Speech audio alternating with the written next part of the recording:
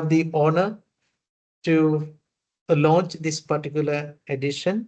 With all your blessings and prayers, may I launch the Education Observer Pallikkutam for the September 2025. God bless. Thank you, Father Joe Paul, for launching this magazine, September 2025 issue. As you can see, the title is Twist of Tongues. Once considered a big problem, now the story is twisting. We can see it as a blessing. And now everywhere new research is coming out with insights about how multilingualism helps in the cognitive development and how it improves the overall learning skills of children. So this, I think, this cover story of the theme is very much appropriate for this time. And as you can see, the subtitle, India's Linguistic Diversity from Pandora's Box to AI Goldmine. So Pandora's box, as we know, the mythical story, when it is opened, it created a lot of problems. And we only had the blessings enclosed within it. The cover theme for the issue is Twist of Tongues, India's Linguistic Diversity from Pandora's Box to AI Goldmine. This month, we celebrate the linguistic diversity of India, regard it as the strength of the nation, not as weakness. And all our activities for the month are based on this theme.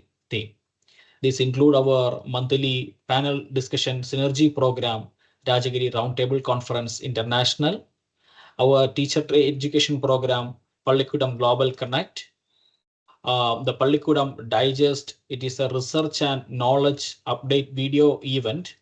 It is separated. It is tailored separately for students, teachers, parents, and educational leaders. There are 4 videos, and we have Pallikkutam Dialogues. As Sir said, it is an interview session with an expert. So our magazine is designed as a democratic platform that compiles the outcomes of all the events along with the contributions and the best practices from our stakeholders, that are educators, teachers, students, parents, and policymakers, educational leaders all over the country. We know that the language is a common good of the humankind. And we usually we struggle, we fight against each other based on the language. But we realize that this is not something to be fought against each other. Rather, this is a common good as identified by United Nations. This is a common good, part of our culture, human culture. And the truth content of India is very great. I repeat that word, truth content of India is very great because we have a lot of languages. We see reality through different perspectives.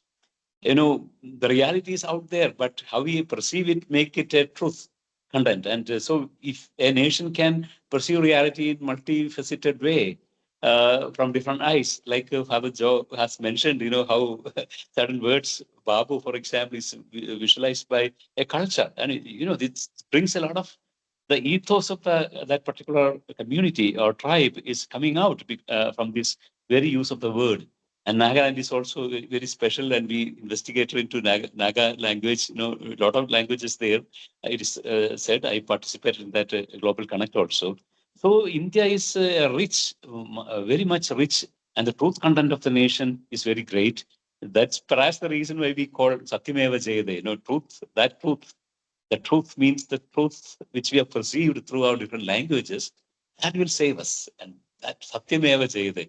So that truth is going to save us, in fact, because in the age of AI, we require the truth content, and truth is the absolute thing in the age of AI. Multilingualism as a tool.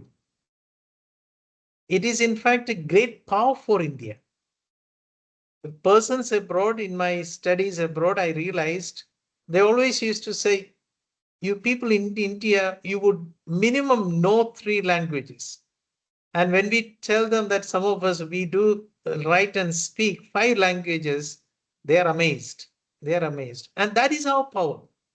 And that's a soft power. I read this book, AI Snake Oil by Arvind Narayan and Sayash Kapoor. what they spoke about AI, what AI can do and what are the dangers and the complete analysis on that. What I realized in preserving our identity, our culture, the language has got a great role to play. And I believe that using the artificial intelligence in order to promote indigenous languages and to strengthen indigenous cultures and their traditions, customs, I think it would be a great effort from our part to do.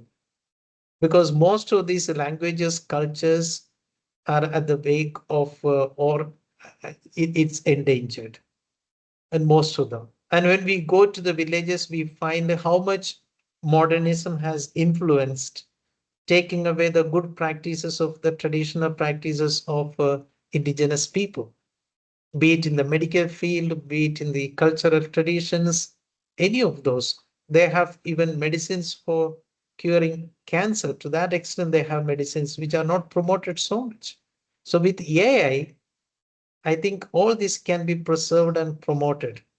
And I'm indeed glad that you have brought out this particular aspect in this edition.